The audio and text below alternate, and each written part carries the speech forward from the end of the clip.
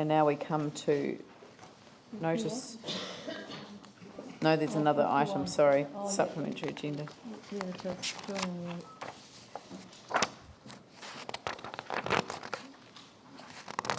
Oh, sorry. Item number 51. And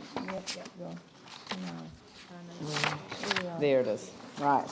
Okay. So item number 51. I'd like to move, since I was behind this, and I think that Ali Jones wants to second this motion, and that is that we retrospectively affirm our council joining as a party to these proceedings.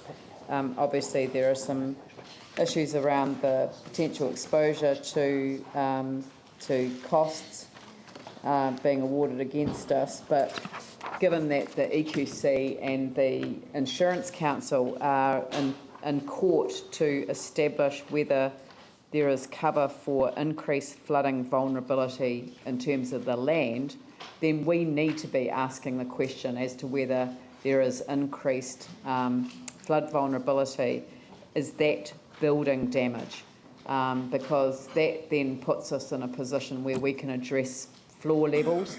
And I've spoken to both EQC and the Insurance Council, and one of the top insurers, and there is certainly, I think they're very pleased that this matter is going to be addressed in the court. So I'm looking to council to support us in the approach that we took. The only reason that it got to the point where a decision had to be made is that I had indicated to EQC that we had an interest.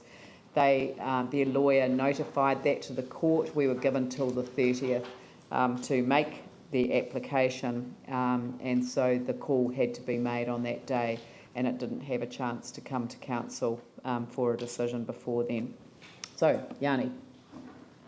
I just wanted to check who our legal counsel is going to be. We've engaged Simpson Grierson. They've got a litigation specialist in Wellington.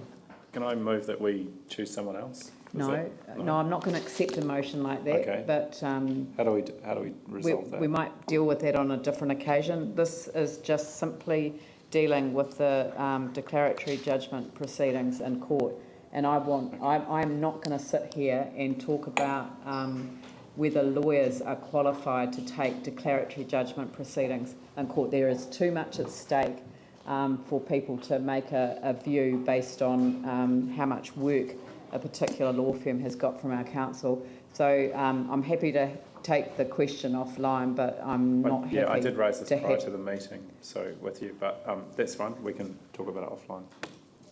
Paul. I just wanted to speak in support of it. I think that the cost to do this is actually minuscule into the costs that we're actually incurring to actually fix the issues in the Flockton Basin, Woolston and other areas around the city. So I'm really, really supportive of this action. Good. All right. I'll put the motion. All those in favour say aye. Those opposed say no. That's carried. And now we move to a resolution.